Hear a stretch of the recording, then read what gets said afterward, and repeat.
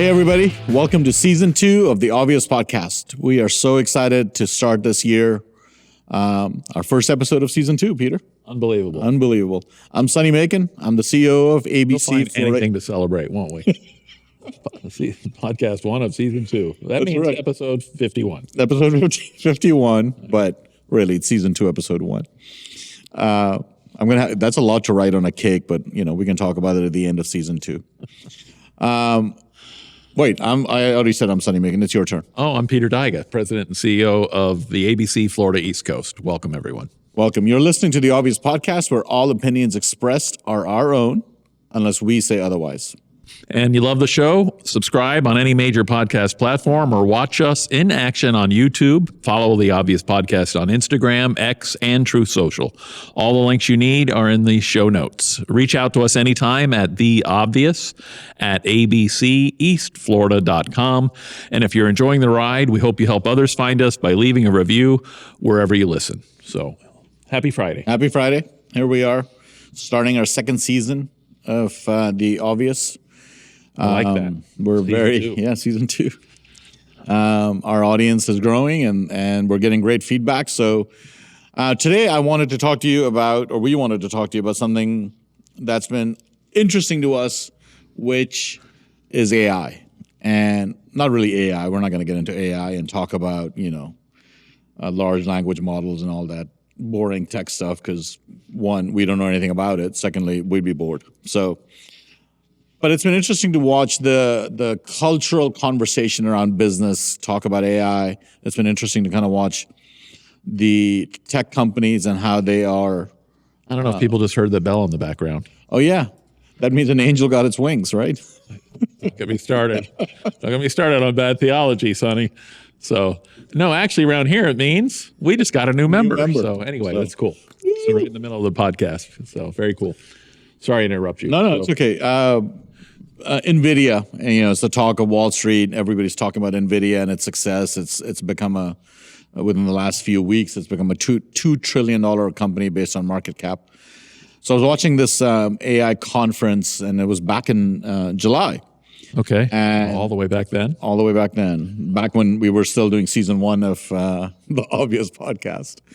There was an interview with Jensen Huang that I wanted to play for our audience, and then I wanted to talk to you about sort of, he'll get into like what he sees happening that's giving him a lot of hope. And I'm looking forward to it, and I'm sure you'll point out and poke my whatever, where you'll get me to, get excited and say a few things. But before we do that, I want to say I've got a few sayings around here, right? Yes, you always. Yeah. And one of them is, leadership matters. Leadership matters. And I want, leadership matters. That's that's a great thing to keep in mind as you watch this. Watch this. Yep. Yeah, leadership matters. So, all right, here we go.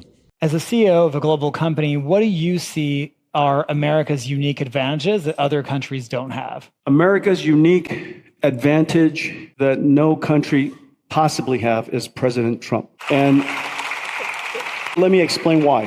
One, on the first day of his administration, he realized the importance of AI, and he realized the importance of energy. For the last, I don't know how many years, energy production was vilified, if you guys remember. Yeah.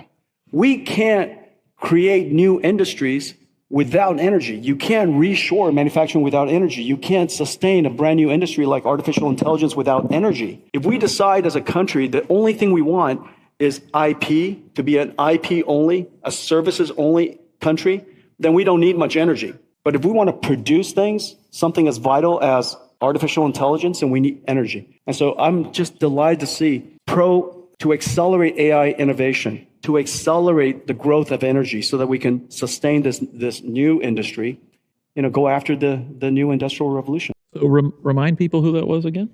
His name is Jensen Huang. And Jensen Huang the far right winger, right? Yeah. Completely crazy. He's a Chinese descent. Well, I say that. I don't know. He's of Asian descent. I don't know if he's actually Chinese descent. He's of Asian descent. And he used to work in Silicon Valley at a Denny's. And on a napkin at a Denny's, him and two friends mapped out the idea for NVIDIA. And so if you look at his, and he's got a really interesting sort of backstory. If you look at his LinkedIn, he has 2 jobs listed, which is Denny's. I think he was a cook, line cook. Oh my at gosh. Denny's, and the founder of NVIDIA. Unbelievable. You know? So he's devoted his entire life to this industry and to his. anyway, I find the TDS people, that's Trump derangement syndrome, by the way, people who have it, and I don't know, it's real, that they despise this man so much that they can't, when you talk about, and this is a kind of a side story to this video than what we want to talk about today, but when you start to list, and I'm sure we're only 6 months into a 4-year term, which again drives them nuts if you think about it. It's like, okay, you got me for another 3.5 years when you consider what's been achieved. But when you start to list off the investments and the companies that have agreed, now I say agreed, leadership matters. They didn't just agree to it. They agreed to it because he is providing the incentives and the disincentives in many cases. And the disincentives. That's exactly. right. For them to onshore a lot of the investment. And it seems like every week there's some announcement about $100 million or $1 billion, multi-billion dollar investment. And that's the point here, right? It's like the leadership and the vision to want to be a leader. Knowing that there's a competition out there for this, right? And the implications it's going to have for long-term impact. Yeah, long-term impact. Not just economic impact, but I think. So I'm gonna ask you a question. Okay. I think I know your answer, but I'm not sure, which is what I find. Which is what I think makes this show interesting, because I never know what you're going to say, just like you never know what I'm going to say. What I do when I ask you is this, and there's a couple of points that he made that I really want to kind of point out to our audience as to why we want to do an episode on this this interview. One, he's like, it's been years we've been talking about energy, right? Why has no one dealt with it until this president came along and dealt with it, or even articulated it as an issue? Why was the opposite true in the last, in the Obama years and certainly in the Biden years? Why was the opposite of that true? Well, for one, I think they see energy as the enemy. I think they, the whole environmental carbon footprint, fossil fuels, this whole argument, but the raw truth, whether people want to admit it or not, is that energy drives human existence and productivity and progress and innovation and everything else. And there certainly has always in my lifetime been a difference between Republican and Democrat candidates. But Republican candidates oftentimes are just kind of like a lot of them have been. Right. They've been like Democrat light, or they might be a little bit different. They may be a little bit more pro energy production, but nobody like this man has understood the importance that energy is going to play. Obviously, in advancement of AI, but also inflation, and the impacts on inflation, I think, and everything else. I mean, virtually everything in our society, right? So I have believed. So I think they see it as the enemy. Right. I mean, I think the Obamas and the Bidens and the Kamala, whatever the proper pronunciation is this week. Kamala. But I have believed for president, I think. Yes, right? she did. 107 days. Anyway, they're all, I think, saw energy as saw energy as the enemy. All right. So I'm gonna make a statement that maybe it was true at some point in our history. Maybe it's just I'm being delusional. I had previously believed that there's a certain amount of lip service everybody pays to their bases when they are running for office, they're in office. But at the end of the day, the actions and the deeds and the policies that they implement, they might not talk about it, are the ones that are best for this country. I no longer believe that, right? How can you with the last 4 years in particular? I mean, you can even go back past that. And I'm just, to this idea that you would want to intentionally handicap American progress, human progress, however you want to say it. It's a great question. Right? You got to ask why. Why? And why? What is such a driving force that you're like completely okay with ceding your leadership to China or to India or to some other country that doesn't share any of your values, right? And this is, I mean, the left, and it's mutual. The left has contempt for the values of the right. The right has contempt for the values of the left. I get that. But why would you not sabotage, I guess, because it's not, there's no subterfuge. They're openly doing it. They're openly implementing policies that are bad for American progress. Yeah. And I mean, I get it. I understand why, but the conclusion to that thought, it's pretty scary.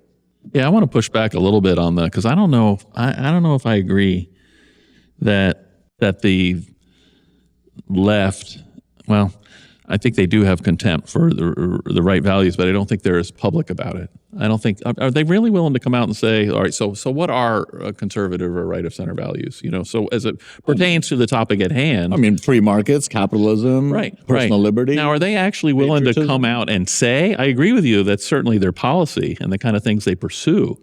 But I think when it comes to the public, I don't think the right of center has any problem, and we've seen it this past election in particular. Yeah. But over the years, they have no problem saying they're opposed to a lot of the policies of the left, the values of the left.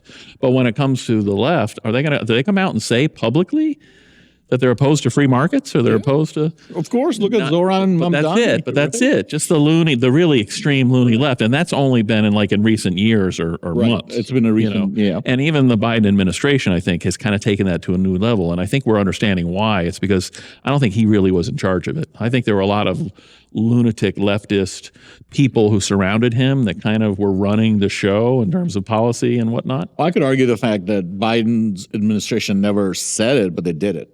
For sure. Right? They weren't out there publicly embracing. And I'm agreeing with you in that. I think even past administrations, they never said it, but they always did it behind the scenes.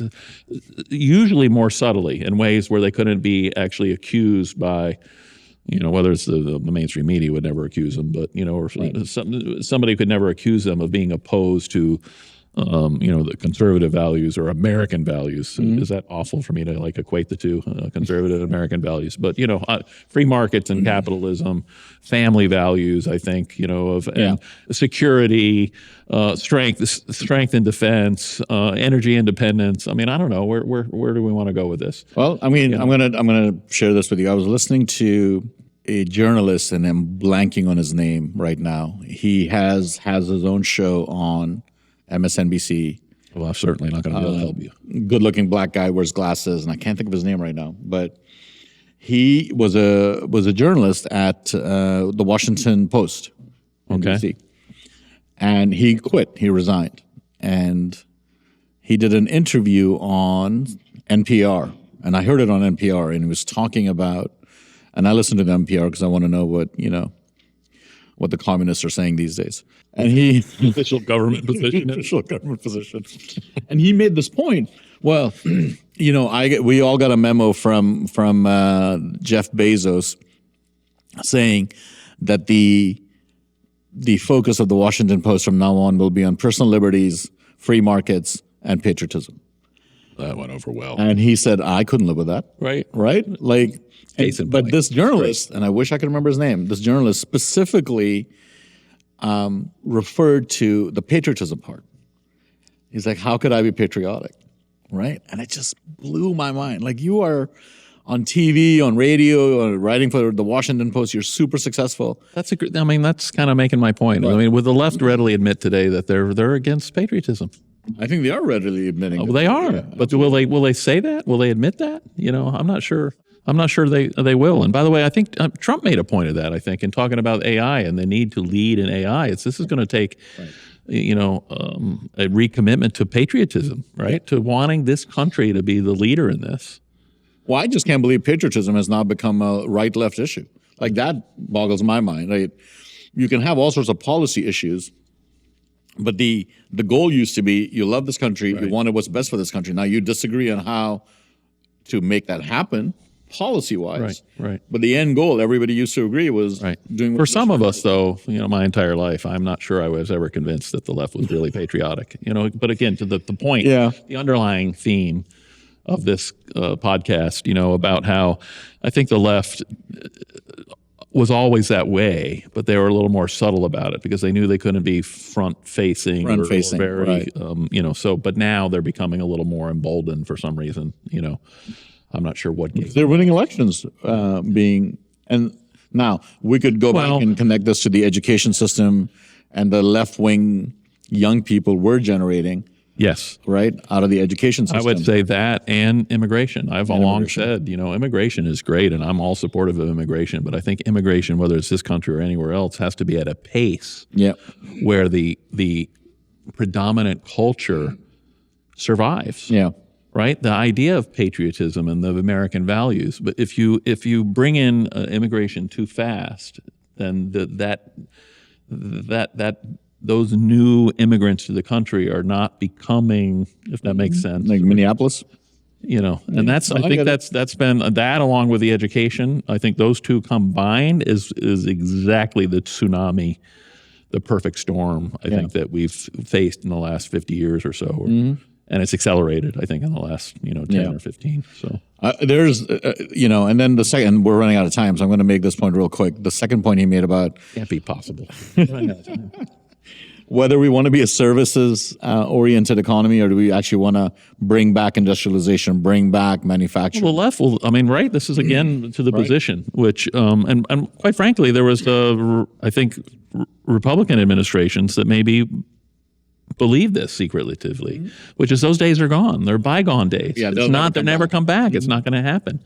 And I think it took a leadership matters, like President Trump, to say, no, we can have a vibrant production. In fact, not only can we, but there are some circumstances where we must. We must, yeah. We have to. Do we really want to be reliant on China for the prescription drugs when the next COVID or world pandemic comes around? Right. Exactly. Do we want to really be reliant on, I think China's churning out like 5 warships a day or a week, some incredibly insane number, and we're having a hard time building one a year or whatever it is. Anyway, so there's a necessity. It's not just, it's the American dream. It's what the middle class in America and a large part of our culture was built on. Yeah. It was built on those well-paying jobs. Yeah. So I guess manufacturing. The point of this is, one, I think we can all say that the sort of open trade, I don't want to say free trade because it really wasn't free trade, but the open trade experiment of the last 30 years has failed, right? Especially for Americans, it has failed. Now, fair trade is a better term, right? You think fair trade? Well, we haven't had fair trade, but I think that's fair trade is what we as right of center or conservative values should be about. We should be about fair trade, whether it's balance of trade, whether it's open markets to our products, just as we are to their products. Now, I can tell you, there's a ton of data that shows that some of the poorest people in the world have had their lives changed for the better because of this, because of the open trade economy that we've had for 30 years. A rising tide does, in fact, raise all boats. Right. Just note. Well, I would say most boats. I wouldn't say all boats, because I think the American middle class has certainly been hollowed out by that experiment. Yeah. Well, a rising tide is going to, it helps everyone. It may not help everyone equally. There you go. Oh, that's a good way to say it. Yeah. Okay. I would give you that. I agree with that. But it has definitely helped people, some of the poorest people in the world, like, rising middle classes all over Africa and Asia. Sure. Well, by the way, when I say rising tide, I'm not necessarily making a judgment, because I think we should, about how that tide is rising. Right. All right. You can have fair trade instead of just open trade or free trade, and both may raise the tide, which benefit everybody. But one is going to be more beneficial, I think, to a certain subclass or subsection, if you will. So if we were to recap this episode in a phrase, it would just be leadership matters, right? I think so. And we have a president, as we started off with this video, who started his administration with saying we've got to prioritize energy production because we have to lead when it comes to the AI race, as well as and we focused on AI, but you could put a lot of different absolutely, whether it's onshoring a lot of production and manufacturing again. And I think the thing that I would take away from this episode is that you can no longer assume that the end goal is the same. I think that's even a better, perhaps, summary or because theme. I think I had always sort of been under the. That's a pretty bold statement. And there are a lot of middle of the road or moderate politicians on both sides that would say, "Oh no." Yeah. They would fight that. but I mean, the evidence is you can make the case. There's ample evidence that the end goal is no longer the same. It was no longer a question on processes and on for one, if you can't condemn the kind of things we're talking about, then you can't sit there and say that, oh no, that's not true. Yeah, right. You need to condemn the extremism and the people that are, exactly. Yeah, so you can, because if you're talking about half a country that can't agree, we're going to get the hook in a minute, Sonny. I'm sure somebody will be like, all right, listen, we'll come back to this. There's a lot to talk about on this subject. So, and I was worried when we talked about this subject whether we'd have enough material to talk 20 minutes. So, but anyway, thanks for listening and honoring us with your time. We look forward to sharing another episode with you next Friday. And for comments, send us an email at theobvious@abceastflorida.com. Have a great day. Welcome to episode for season 2. Season 2. Ciao.